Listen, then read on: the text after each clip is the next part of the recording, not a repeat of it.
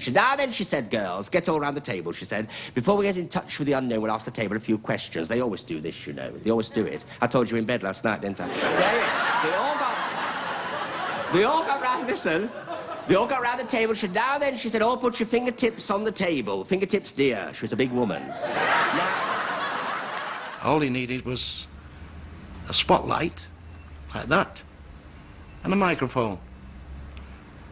And he'd have you roaring with laughter. What about the Spanish dancers, then? I've had that all afternoon next door to me up here, you know. Oh, yes, they've been good.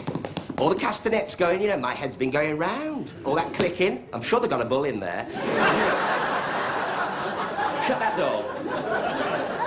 After shows, you know, we'd sit with him, go out for a meal or sit in the dressing room or whatever, and he would just talk about what happened to him that week and conversations that he'd had with his sister and this one and that one.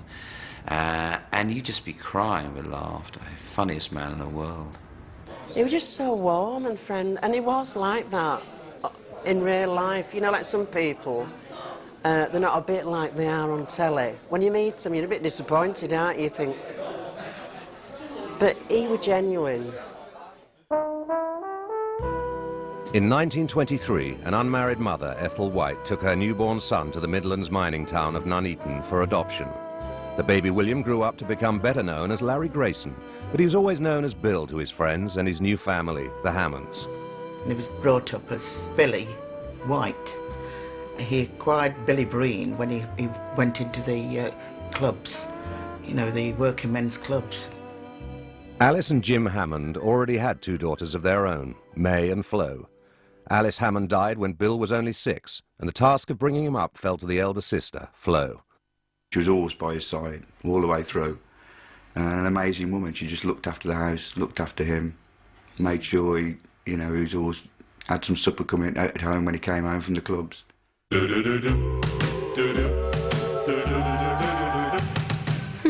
on any door. He liked Nuneaton. I don't know why, but he liked Nuneaton. There was something about Nuneaton people that was comical to him. Knock on any door. He lived in Clifton Road. He knew everybody up Clifton Road. Rain or shine. It was very much a mining community, a little market town. They used to have the cattle market in the town. Very much a close-knit community in those days. People in and out of each other's houses. I mean, where they lived on Abbey Green, they had the wash houses, so they'd all share a toilet and a wash house in the backyard.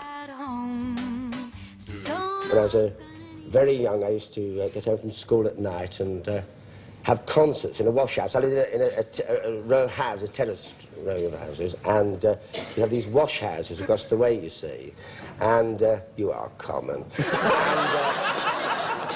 I used to have the children go and see these concerts, like an evening with. He first went on the clubs when he was 14. Yes, he was 14, yeah. Because some neighbours had this like little concert party. Yeah. Uncle Alf, wasn't it? The Fairy Lights, it was called. It was lovely. And it was very good. And he used to be sort of interested that they were going out and playing around the local club singing, and Alf was on the piano. And he was sort of interested and said, well, why don't you come along one night? Father's got a garden, taken such a pride, cultivated bushes at the bottom just to hide. And sang for a 14-year-old a very risque song in the bushes at the bottom of the garden. And the old tomcat takes the tabby next door. In the bushes at the bottom of the...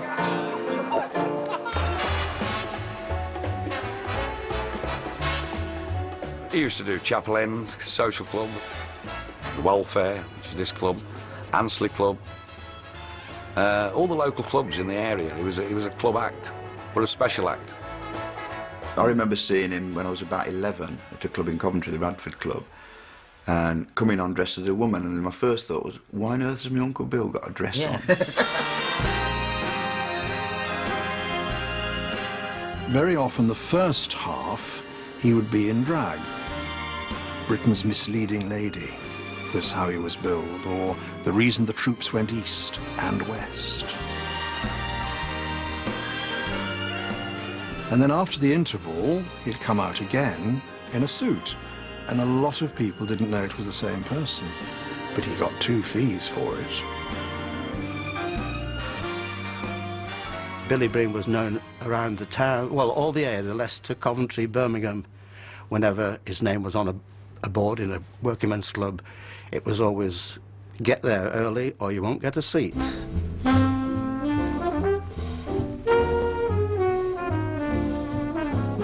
You had to be good in them days. On the club circuit, else you certainly, you didn't last.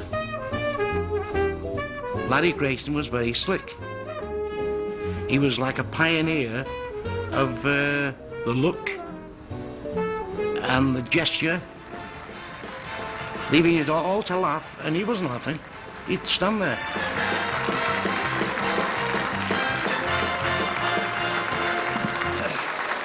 Well, I'm worn out before I start.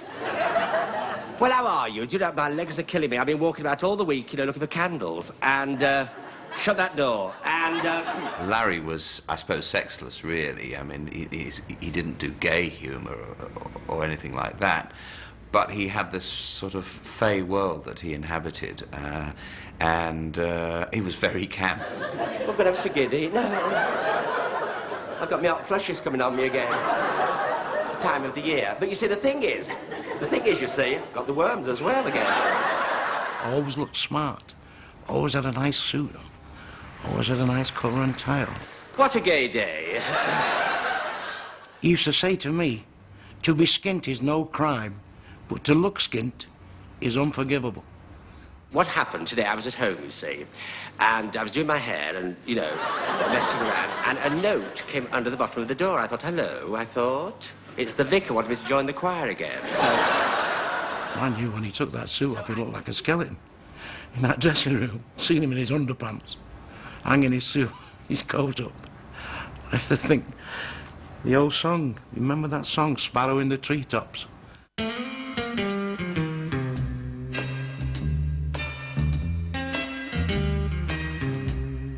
When he lived in Clifton Road, all the neighbours in the street used to use the phone. They used to come round, he used to have a box by the side where they used to put the tuppence and use the phone. Well, it was great for Bill, because he could sit in the other room and listen to all their conversations. Yeah. And he picked up so much material from listening to all these conversations. I talk a lot, as everybody knows, but I also listen. I mean, I listen to people. I mean, women, when I'm out sometimes, ladies come up to me in the street and say, hello, Larry, how are you? How's your sister? I said, oh, she's fine. I said, how are you going on? Well, she said, I've had this terrible pain, you know. I said, well, of course, there's an hour in the month. You'll get it. I lay there for a while, you know, I lay in bed. I just lay, and I thought, I'll be all right in a minute. You suffer with it, don't you? I can tell the way you're sitting. His humour was about the small things of life, you know, washing machines, and gossip, really. He was a gossip. He was a gossip comedian. Well, since Slack Alice heard the record, she'd never been sober. She'd never been sober. I thought she's out all the time. No, she'll be in the Cock and Trumpet tonight with her legs up. She wears a miniskirt. She does. She wears a miniskirt. The top of her legs are like two bolsters. The Everards, the Slack Alice's, Apricot Lil, from the Jam Factory, Poppitin Pete, the postman. He created them people. A lot of people thought they existed, they thought they lived. I mean, when he went out, they used to say, how's Everard, and things like that. You almost wanted to meet him, didn't you? These characters that he had. You wanted to meet Everard. You were hoping he'd walk on and, you know... I was having a cup of tea and a piece of ginger cake, and the phone rang. So I thought, who can it be? So I picked the phone up, I said, hello, and it was my friend, Everard. So, I think Larry was a master of the double entendre. I'm not going to tell you that he was as pure, and maybe he knew that there could be material squeezed if you squeeze hard enough out of Slack Alice and about, don't know what you can make out of Apricot Lil, but Everard. In the mid-1950s, on the advice of an agent, he changed his stage name from Billy Breen to Larry Grayson and began to tour the provincial theatres. I'd just become a junior reporter on the local paper, and I used to go around to my Uncle Bill's every lunchtime for my dinner. So we'd be sitting there talking, and I'd say, where are you tonight? And he'd say, so-and-so. He'd say, but I'm going to get out of it, you know, something will happen, you know. It will happen, I know it will. Oh! What? Everything you touch in the future is going to turn up trumps. Oh, you've got some big things in store for you. Not before time.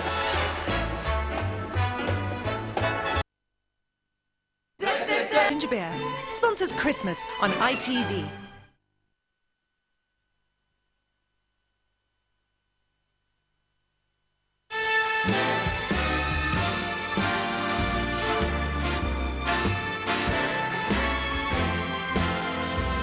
A script writer who I knew, who was also sort of manager and performer, Peter Dulay, rang me and said he'd seen this comedian, would I go out and see him? I said, sure.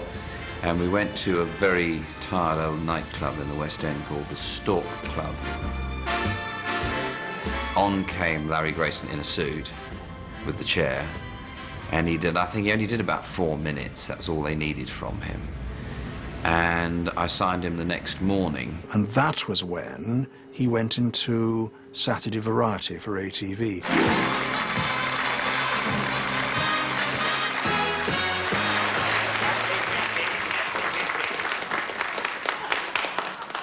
Well, I'm worn out before I start.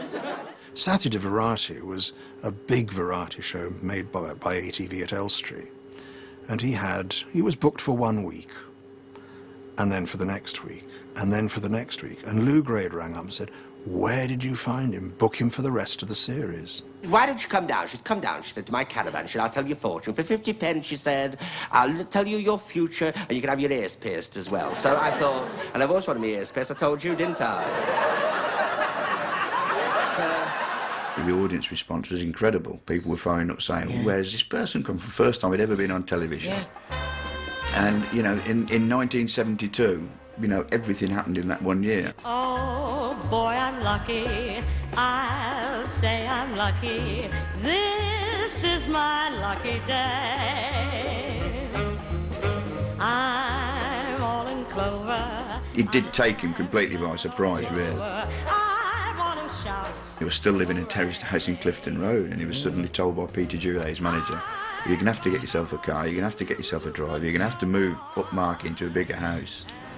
And all this happened. You know, within 12 months he was a star on television, living in a big house on one of Nuneaton's posh roads with a chauffeur-driven car. Really Sam just took it all in stride, didn't she? It didn't impress her at all. I mean, to be quite honest, we were bowled over. I mean, the family really couldn't really So take it in. proud of It just happened so quickly.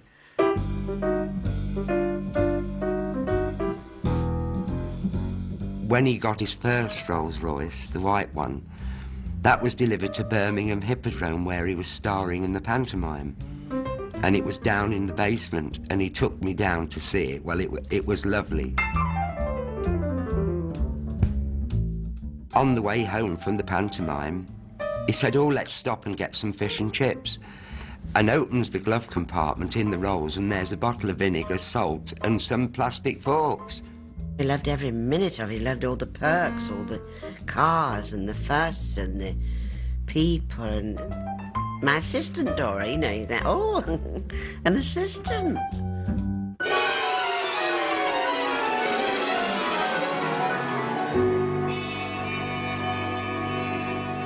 Shut that door.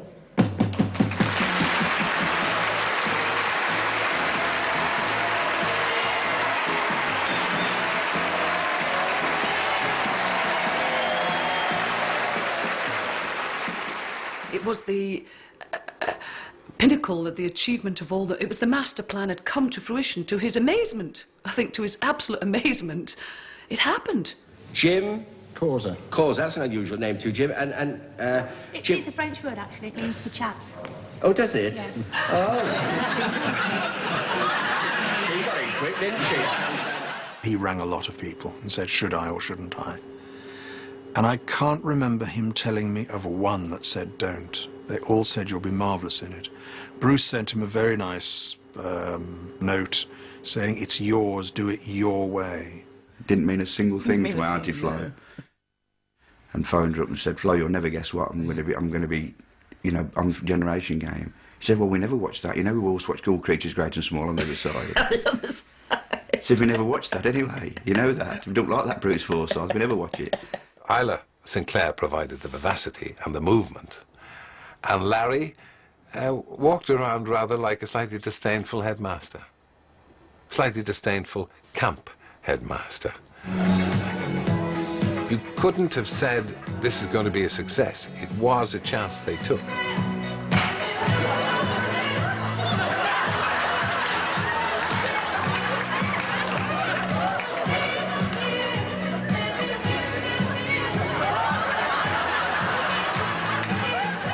I remember Jean Rook, who was a writer in the Daily, one of the big newspapers anyway, she wrote an article that said, whose peculiar but brilliant idea was it to match this camp comedian with a plainish girl as thin as a stick of Edinburgh rock? You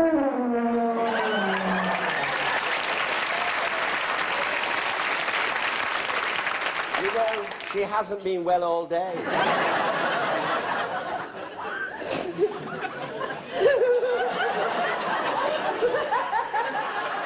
The first recording that was made, when it came to be transmitted, Larry wouldn't sit at home and watch it.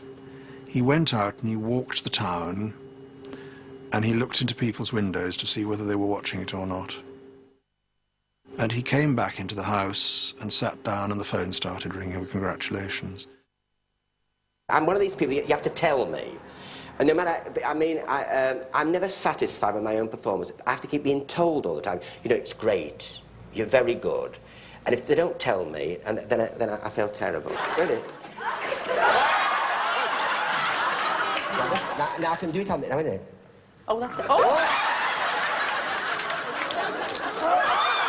He would deliberately put on two left feet and said, oh, I'm just a mess, I can't do this, in order to encourage them and make them feel at home, rather than, well, I can do it, why can't you? And I thought it was such a nice thing to do, where with a little bit of, I mean, if he'd had half an hour's rehearsal, he could have done the dance perfectly, or he could have done the sword dancing brilliantly, or this, that, and the other. You're married to Edwin. Oh, no, you're married... We all make mistakes. There was it's a charm. There's a charm, and you want to protect him. And I think the audience felt like that. They felt very loving towards him.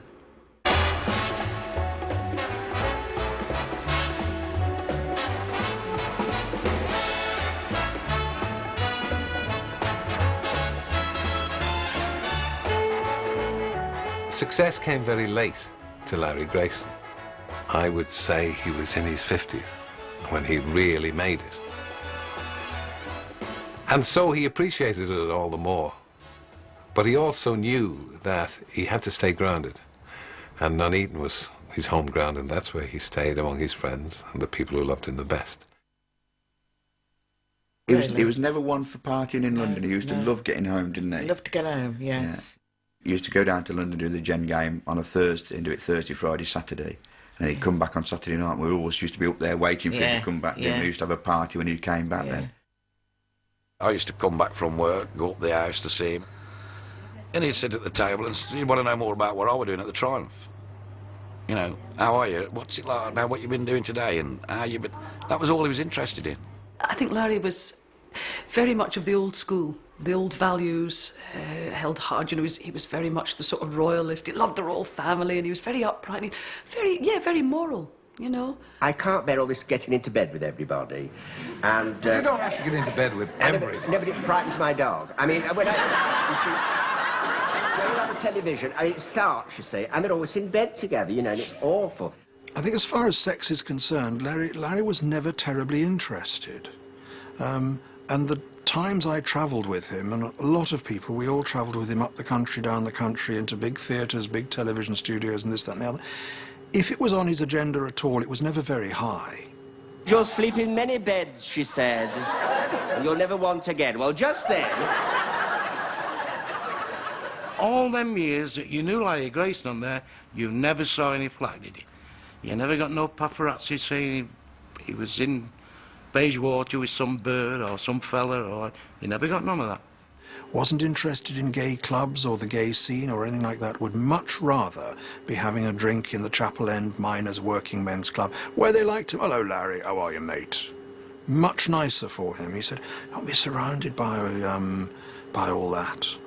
The night is bitter, the stars have lost their glitter, the wind winds grow colder, suddenly you're older, and all because of the man that got away. He achieved what he wanted to do. He'd become a star. Yeah.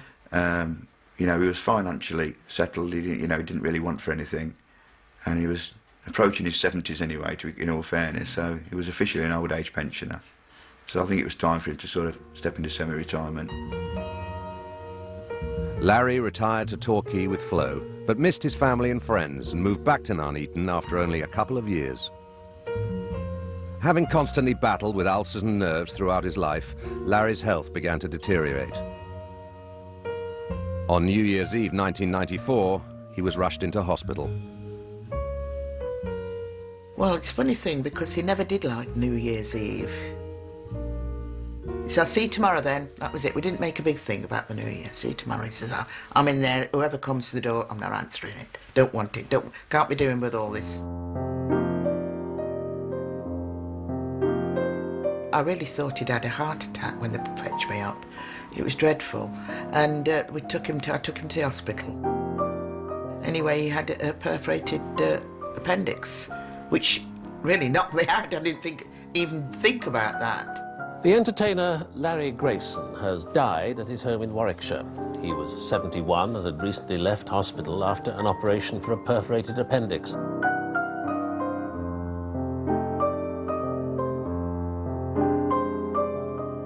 was the biggest funeral that Nuneaton had ever known, without a doubt. There were crowds outside, it was like a football crowd outside, and the whole service was relayed outside on loudspeakers.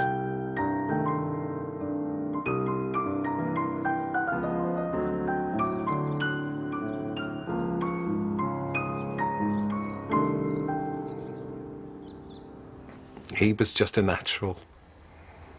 He was natural in everything he did. He didn't change when the camera switched off. He was as funny off as he was on. He was a funny, lovely gentleman. Always, always had time for the public. When they came back, you know, if they wanted to come round the back and talk to him, he made the time to speak to them. And, well, he delighted in that.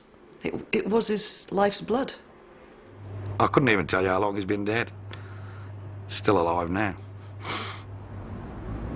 The road gets rougher, it's lonelier and tougher. With hope you burn up, tomorrow he might turn up. There's just no let up, the livelong night and day.